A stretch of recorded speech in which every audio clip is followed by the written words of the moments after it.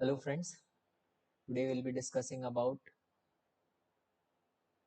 head neck cancers and oral cancers to be more precise. So before starting, I would like to thank Chandana Shri Ma'am for sharing the wonderful notes with us, which are very helpful for quick revision. And the link for the notes is given in the description below. You can download it from there. So without further delay, let's get started. So head neck cancer, these are the cancer of the upper aerodigestive tract, and these include lips, oral cavity, oropharynx, nasosynal cavities, larynx, hypopharynx, salivary glands, and is more common in men, around 70%, and commonly after 40 years of age group, except in salivary and nasopharyngeal carcinoma, where it occurs in young. Then coming to the etiology, which is common for all these cancers. So the most common one is the tobacco, which can be in smoked or smokeless form. And these are various forms like the cigarette, BDs, cigar, pipes, etc. And in smokeless form through the chewing, snuff, and betel quid, gutka, etc. And smokers have higher risk, that is 25 times more risk than normal person. And the relative risk increases with duration, and it becomes equal to non-smokers only after 20 years of cessation. So after 20 years of stopping smoking, the risk becomes equal to non-smokers. So that is the time the body requires to clear all the toxins in the body, causing its effect. Then we have alcohol, the second one, which has the independent risk factors for all these cancers, the oropharyngeal and the laryngeal cancer. And more than 3.5 drinks per day is considered high risk, and it increases 2 to 3 times. Then considering the special effect, that is the synergistic effect of tobacco and alcohol together, especially when combined with poor diet. So they have a multiplicative risk rather than additive. Then considering field cancerization, which explains that there is development of multiple primary tumors or recurrent local tumors. It is due to genetically altered epithelium in the vicinity of the tumor. So surrounding the tumor, there is high chance of developing second tumor due to genetically altered epithelium. Now considering two special topics, that is second primary tumor, whereas in comparison to second field tumor.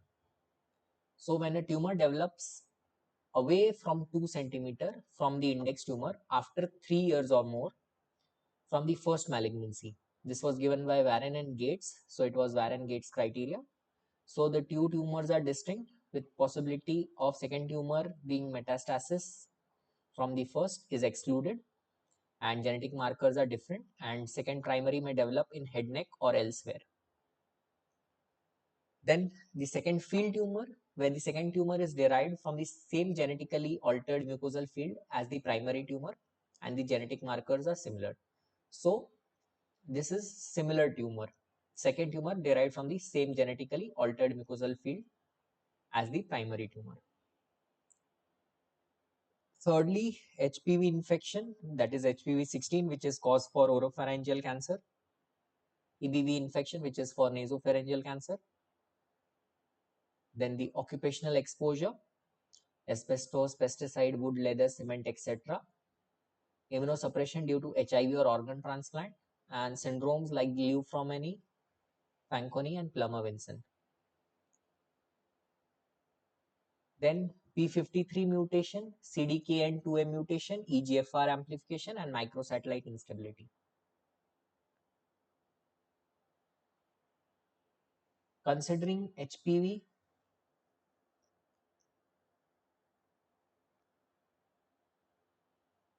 as the E6 and E7 protein, which affect the P16 tumor suppressive gene, and this overexpression of P16 is the surrogate marker of HPV infection.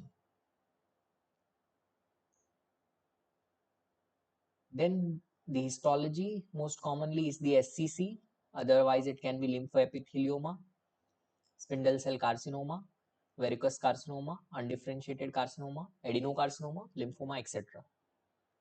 Spread, it could be through the bone, mucoperiosteum or cartilage, which are the barriers to invasion, so involved late. and tumor extension into the parapharyngeal space, which allows for superior and inferior spread from skull base to the hyoid, and perineural invasion, which is seen in SCC, adenoid cystic carcinoma. So these are the patterns of spread or areas of spread. Lymphatic spread are less common. There are no lymphatic in the epithelium, capillary lymphatic. So until the tumor penetrates the lamina propria, only then the lymphatic invasion can occur. So first lamina propria must be invaded. The tumors of the nasopharynx and pyriform sinus have a lot of capillary lymphatics, so they cause lymphatic spread earlier. In case of lip and oral cavity, the level 1 and 2 are first affected, followed by other levels. And in larynx and pharynx, 2 and 3 are first affected, followed by other levels. And distant spread is to the lungs.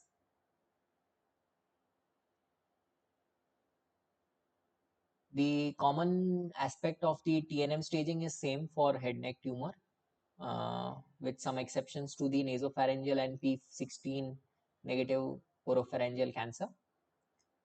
So considering the TNM, T, where T IS is in situ tumor, T1 where the size is less than 2, T2 where the size is 2 to 4, T3 where the size is more than 4, T4A where there is invasion of the adjacent structure, T4B where there is involvement of the masticature space, pterygoid plate, skull base, or involving the encasing internal carotid artery. The nodal staging where N1 is single ipsilateral node less than 3 cm, N2 where N2A is single ipsilateral node up less than 6 cm, N2B where there are multiple ipsilateral nodes less than 6 cm, N2C where there is bilateral or contralateral less than 6 cm node, N3A is any node more than 6 cm, and N3B with extranodal extension of the tumor. M is metastasis, so M1 distant metastasis. Grading of the histology where G1 is well differentiated, G2 is moderately differentiated, G3 is poorly differentiated or anaplastic. Considering the stage grouping, so TIS is stage 0, T1 is stage 1, T2 is stage 2, T3 or N1 is stage 3, and N2 and T4A are stage 4A, N3 and stage 4B is stage N3 and T4B is stage 4B, and M1 is stage 4C. And there's not much difference in the HPV mediated oropharyngeal cancer. The main point which needs to be considered is that here it is slow progressive tumor. So as we have seen earlier, where T4 was considered the part of stage 4 and N3 was considered the part of stage 4, here it is considered the part of stage 3. So we'll just go through it, that stage 4, T4A and N2, N3 all are considered the part of stage 4, but here T4 and N3 are part of stage 3 and only M1 is part of stage 4, and T3, N2, these are part of stage 2. Now starting about the oral malignancies. So oral cavity starts from the vermilion border of the lips to the circumvallate papilla of the tongue and junction between the hard and the soft palate. That is the area of the oral cavity. So oral cavity includes lips, buccal mucosa, alveolar ridge, hard palate, oral tongue, retromolar trigone, and the floor of mouth. So these are the 7 subsites of the oral cavity. And some added details which is in the oral cavity cancer, the TNM staging, AGCC 8th edition. So TS is where the tumor is in situ. T1 when the size is less than 2 centimeter as discussed. Also, the depth of invasion should be less than equal to 5 mm. So if the depth of invasion is more than 5 mm, then it becomes stage 2. So as we see in stage 2, even if it is less than 2 centimeter, the depth of invasion more than 5 mm is stage 2. If it is less than 4 centimeter, that is 2 to 4 centimeter, with depth of invasion less than 10 mm, it is still stage 2. And when it is more than 10 mm, it becomes stage 3. So T3. T3, 2 to 4 centimeter with depth of invasion more than 10 mm. Then if this tumor size is more than 4 centimeter, but depth of invasion is less than 10 mm, so it is again T3, and followed by T4A, that is more than 4 centimeter with depth of invasion more than 10 mm is T4A. And if it is involving the adjacent structure, again it is T4A. And T4B, as we have seen, that involving masticator space, pterygoid plate, skull base, and ICA. The nodal staging is similar, where N1 is single ipsilateral less than 3 centimeter node. N2 is again similar, that is N2A single ipsilateral node 3 to 6 centimeter, N2B multiple ipsilateral less than 6 centimeter, N2C bilateral contralateral less than 6 centimeter. N3 where any node more than 6 centimeter, N3B with extranodal extension, M1 is distant metastasis, and then the grading, which is similar. G1 is well differentiated, G2 moderately differentiated, and G3 poorly differentiated.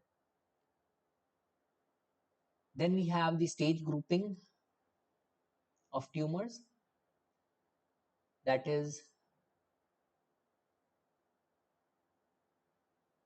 T1 is stage 1, T2 is stage 2, T3 N1 is stage 3, T4A N2 is stage 4A, N3 and T4B is stage 4B, and M1 is stage 4C, as we have discussed this earlier.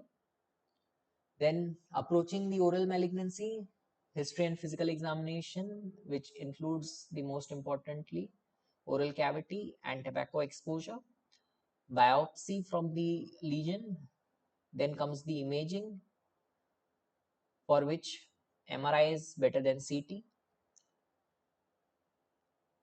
especially for the tongue lesions to evaluate the extent of bone marrow involvement, nasopharyngeal cancer for the skull base and cranial nerve involvement, and perineural spread.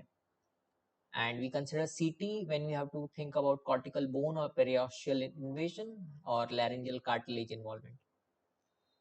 For nodes, extent of cross-sectional imaging from skull base to thoracic inlet up to carina for thyroid. And in this case, CT is better than MRI, but almost both are same for nodes. Then the OPG, when we are considering mandibular involvement and mandibulotomy, mandibulectomy, and in cases for radiotherapy, it is better to go for a orthopentogram, that is for the dental mandible.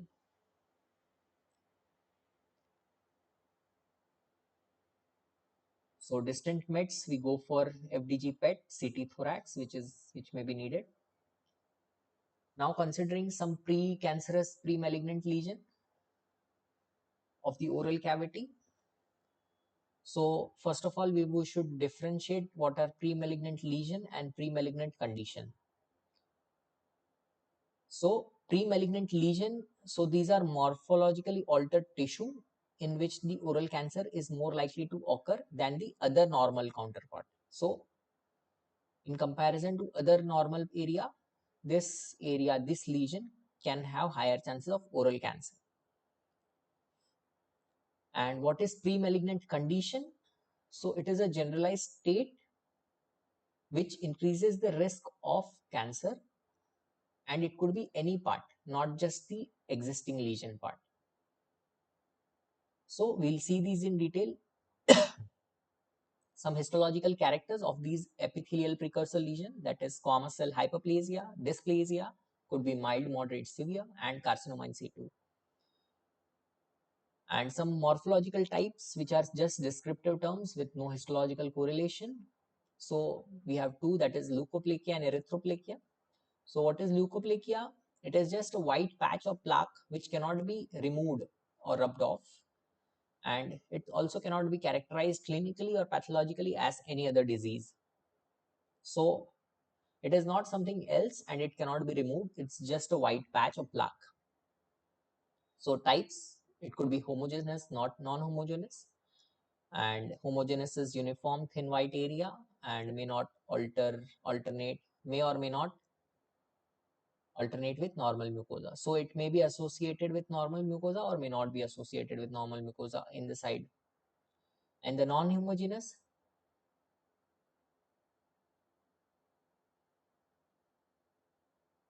we have speckled, nodular and verrucous forms, especially the proliferative verrucous leukoplakia, which has higher risk of malignant transformation.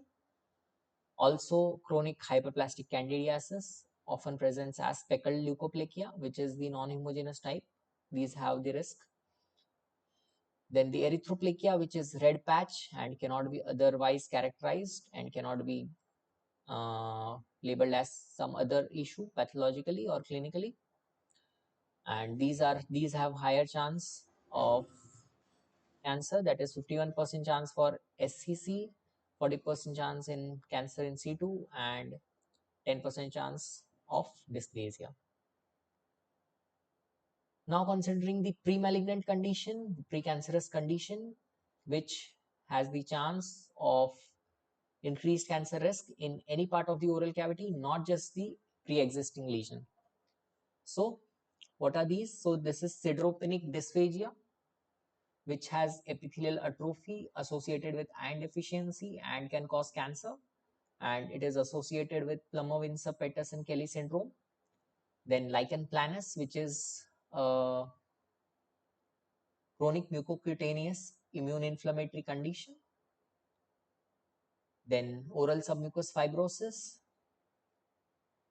which has chronic progressive oral condition associated with chewing betel nuts, and it has fibroelastic transformation of juxtaepithelial connective tissue. So just beneath the epithelia connective tissue, there is fibroelastic conversion, causing mucosal rigidity, fibrous band, mucosal pallor, and histologically characterized by atrophy, keratosis, and dysplasia, affecting the opening of the oral cavity, which is very typical.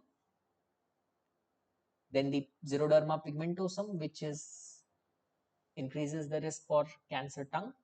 Syphilitic glossitis, which is involved in tertiary syphilis, also increases the risk. Then discoid lupus erythematosus, which has higher chances of cancer lip. Then epidermolysis bullosa dystrophica, which can be associated with oral leukoplakia and also SCC. Now these conditions associated with malignant transformation. So high risk is the erythroplakia, leukoplakia, and the candidiasis one, the chronic hyperplastic candidiasis. Medium risk is oral submucous fibrosis and syphilitic glossitis. Low risk, that is the equivocal risk for oral lichen planus, discoid lupus erythematosus, and dystrophic keratosis congenita. So this was all about basics of the oral cavity cancer. Now we'll see in detail the lip cancer. So for lip cancer, we have a precancerous condition, that is actinic cheilitis, and more commonly in males, that is 15 times, and related also it is associated with sin and UV radiation exposure. Just seeing the anatomy which of the lip, which is the outside the vermilion border with central vermilion. The oral cavity has a dry wet border, and the laterally there is commissure, and is the most common cause for SCC, and most common 95% arise from the vermilion of the lower lip. These give rise to SCC.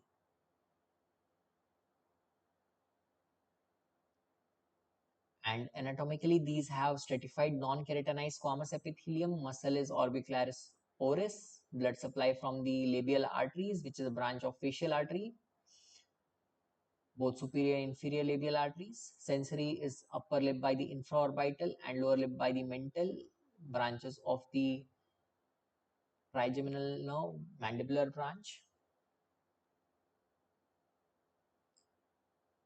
And there's background of leukoplakia, which sometimes having a discrete lesion which later ulcerates, causing malignancy. Spread is through the dermal lymphatic, and it shows as erythema of the adjacent skin.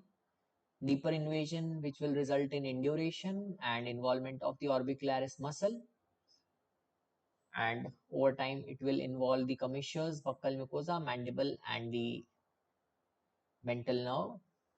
Perineural invasion is seen in 2% cases. Lymphatic spread in the upper lip, it can involve preauricular and infraparotid regions, and normally it is the mental submental region 1A and 1B.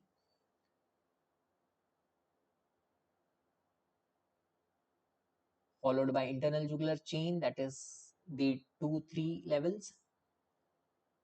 And there's chances of diagnosis of lymphatic involvement at 5% in cases. We'll also consider the grade, size, invasion, and recurrence, and it is directly proportional to chances of lymphatic spread. Now we'll consider about the management. So in case of leukoplakia, severe dysplasia, carcinoma in situ, the option is vermilionectomy or lip shave. When the tumor is in situ or less than 1 centimeter T1 tumor, we go for surgery, which can be done if resection is feasible with primary closure without reducing the oral stoma. Or we can also go for radiotherapy, which is also used for tumor of more than 1 centimeter T1 to T4 with commissural involvement.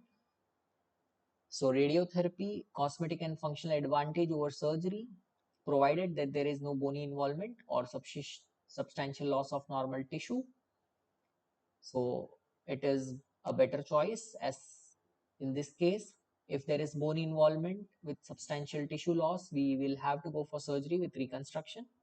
Margin for the surgery is considered 5 mm minimum, and radiotherapy indication is positive margin and the resection is not possible.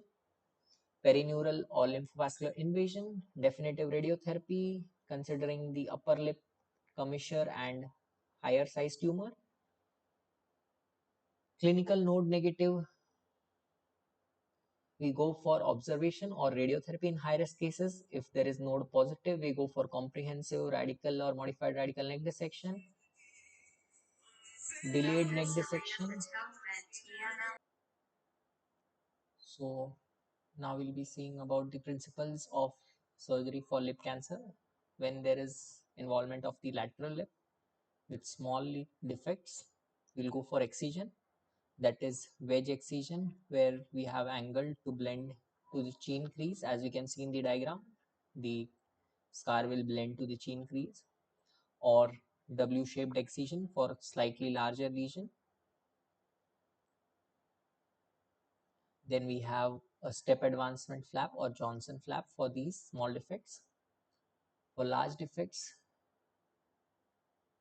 for the commissure involved, we have Estlander flap for the lateral ward. And when the commissure is spared, then we have the Abbé-Sabatini flap. Both are lip switch flaps and is based on the superior or labial arteries.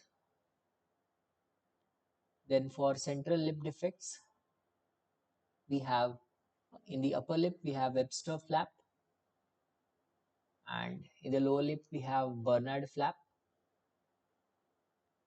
Also in other lower lip, we have Gillies fan flap.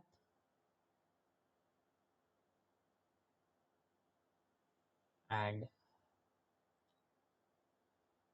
Karapandzic flap.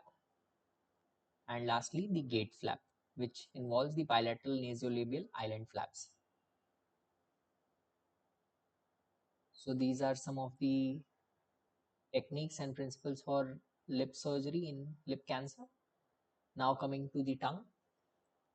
So some basic of the tongue anatomy, as we can see in the diagram.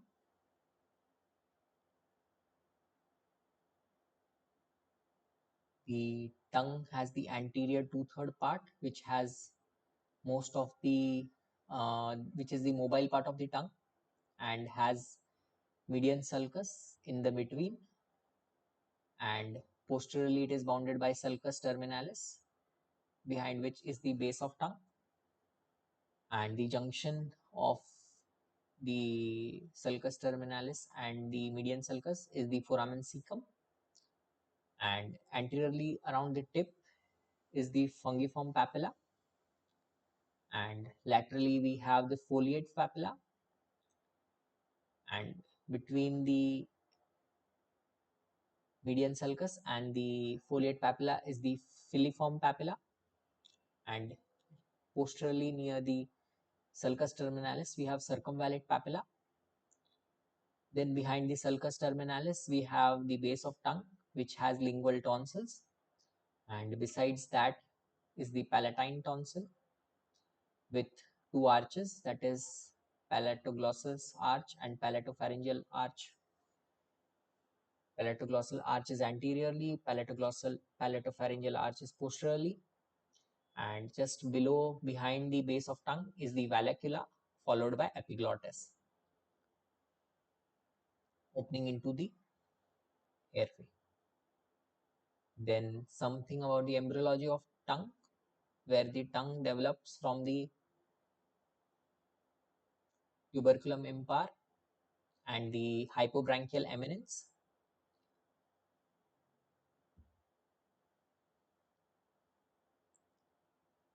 And the lingual swellings. So these will form the most of the tongue, and these develop from the first arch, outgrowth from the first arch, the mandibular arch, the two lingual swelling and the tuberculum impar.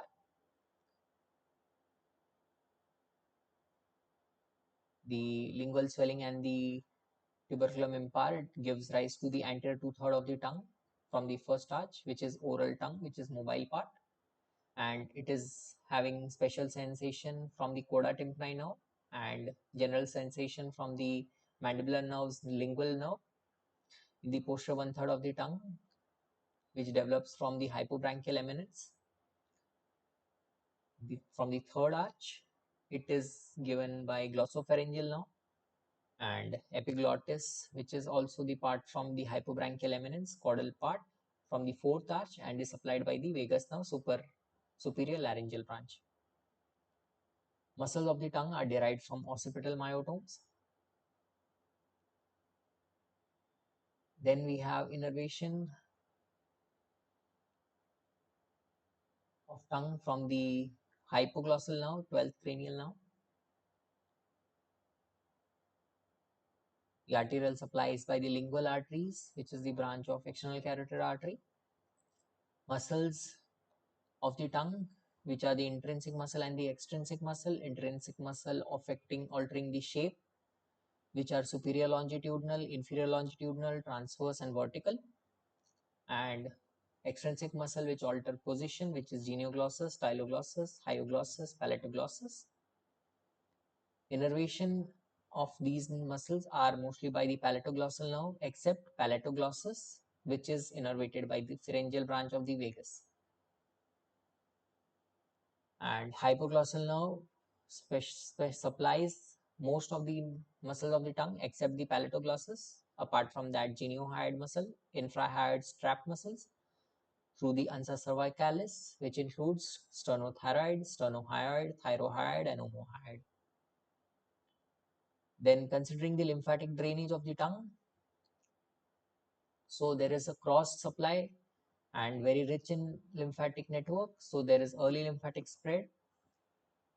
So anteriorly, the anterior part of tongue, which is involved, is the submental and the submandibular nodes with cross connection, cross supply, Then the slight posterior part, which has to the inferior deep cervical lymph node and superior deep cervical lymph nodes, which will later go into, and sometimes also pharyngeal nodes. So tip is the submental lymph node and the lateral margin to the deep cervical lymph node. And there is communication across the midline, especially the posterior 1/3. So there could be bilateral neck involvement. Posterior 1/3 will have deep cervical lymph node and pharyngeal nodes. Now coming to the carcinoma of tongue. So the epidemiology and etiology is similar. What are the sites? Most commonly is the lateral margin and followed by posterior margin, posterior 1/3, followed by ventral surface, tip and dorsum. Most common variety is the squamous cell, followed by leiomyosarcoma and rhabdosarcoma. Clinical features of this is there could be exophytic, ulcerative or a submucosal mass which can be associated with tenderness or irritation. Induration beyond the visible margin, which is a possibility. Excessive salivation, which is often blood tinged with foul odor. With invasion of the cortical bone, extrinsic muscle, facial skin. T4B with invasion of the masticator space, pterygoid space and skull base. Ankyloglossia with muscle involvement, floor of mouth involvement, trismus. Rhabdotalgia with depth of invasion 4 to 5 mm.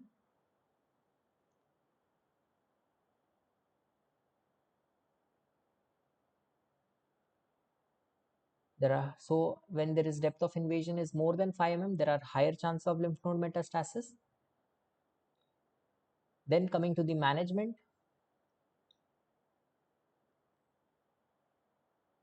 So for early lesions, that is T1, T2, we go for partial glossectomy, especially for small lesion and with primary closure or skin graft, which is generally done transorally.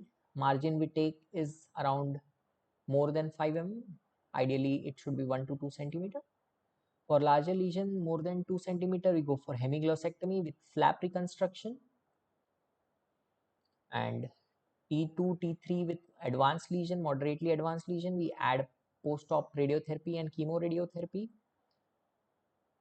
For T3, for T4 lesion, we go for near total or total glossectomy with, or if needed, definitive radiation.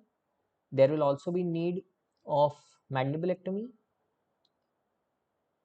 Neck dissection in the case of clinically negative node, if the depth of invasion is more than 4 mm, it is recommended that we go for neck dissection.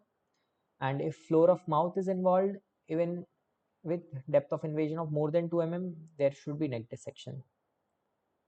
Then approaches, that is transoral, cheek flap, mandibulotomy, lip split approach, or mandibular lingual releasing approach, that is visor flap approach. So these are the approaches for the surgery.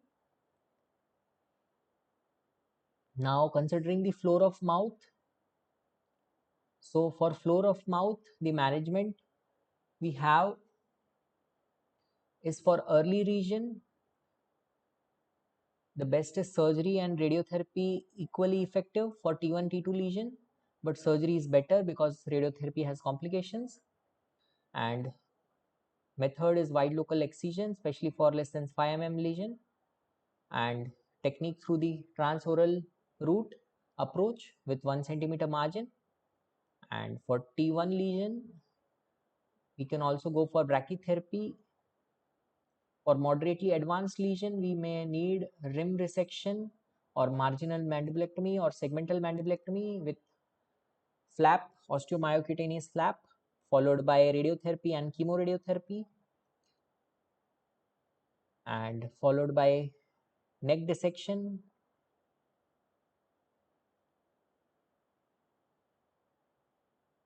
For larger lesions, We also will need simultaneously radiotherapy.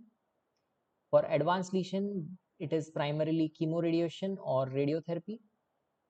Now considering mandibular resection, so what are various types? So it is marginal mandibulectomy, when there is involvement of floor of mouth or buccal mucosa which is less than 1 centimeter from mandible with bony erosion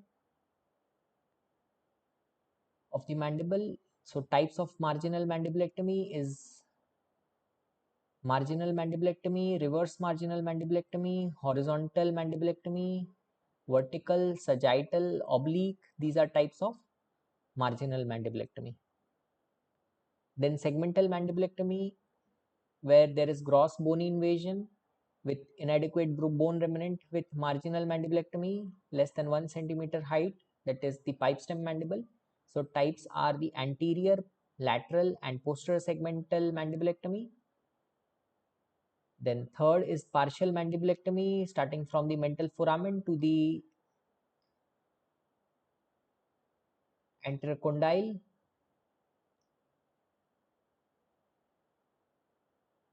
where the TMJ condyle is spared to preserve TMJ. So it involves the coronoid process from the mental foramen to the coronoid process, as we can see in the diagram. Then the hemimandibulectomy, where the entire hemimandibule is removed and resected, and mandibulotomy, which is not a resection but just a opening is made to gain access to the lesion. 1. 8. This column.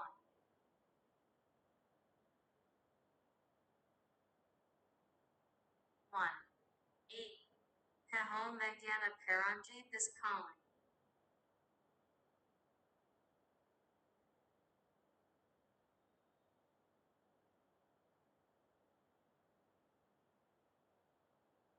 Then what are the reconstructive strategies for mandibular deformity, mandibular reconstruction? So there could be primary closure or use of soft tissue, that is the flaps. Then the alloplastic material, that is 2.4 mm reconstruction plate combination, that is the flap with the reconstruction plate. Some non-vascularized bone graft, that is titanium plate with bone chips from the iliac crest. Then vascularized bone graft, that is from the fibula, iliac crest or scapula. So these are the reconstructive strategies for mandibular reconstruction. For cancer of hard palate, surgery is the treatment of choice with wide local excision with healing by secondary intention or grafting for small lesion. There could be partial palatectomy with bone removal for larger lesion, maxillectomy with reconstruction, and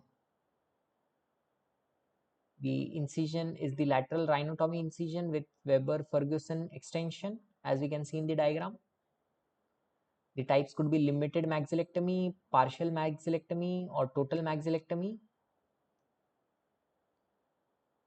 And here there is no need for elective neck dissection, which is a advantage. Radiotherapy could be adjuvant or primary for unresectable disease.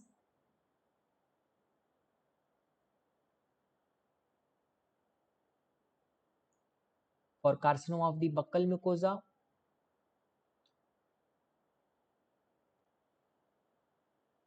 the management is surgery, wide local excision,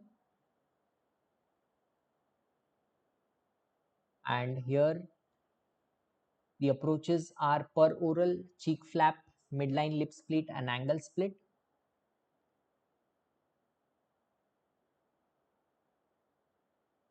And superficial lesion not involving to the muscle, there is resection of the buccinator muscle along with the mucosa as the deep margin. So resection with the buccinator muscle as the deep margin, and extensive lesion involving buccinator, we go for full thickness cheek resection with wide margins. Reconstruction can be with graft of flap. Neck dissection,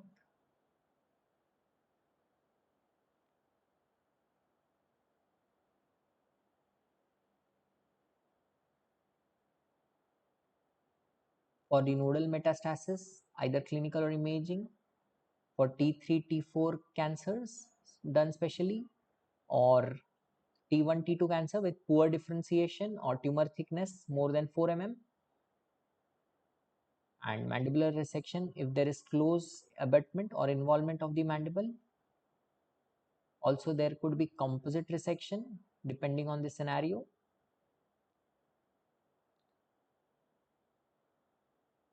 Then for retromolar trigon, surgery is preferred for all lesion, and minimum procedure is marginal mandibulectomy, and through transolar oral route through the lip split, visor flap or cheek flap, reconstruction with graft or free flap, that could be fasciocutaneous, myocutaneous or osteocutaneous.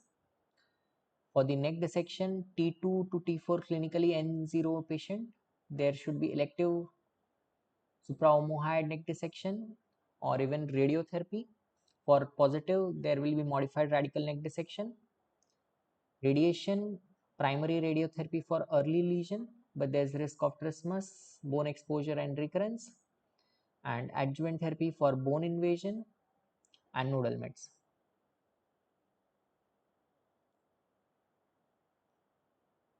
If there is mandibular involvement, we go for mandibular resection followed by radio and chemotherapy. Now, considering the neck management in oral cancer, so what are the indication of neck dissection? So tumor sites that have bilateral lymphatic drainage, that is base of tongue,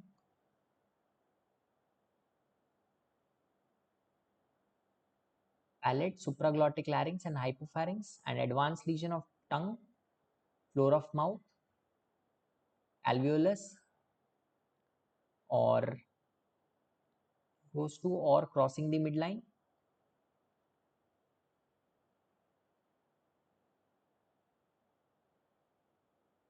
So these will need bilateral exploration or contralateral superficial lymph node dissection.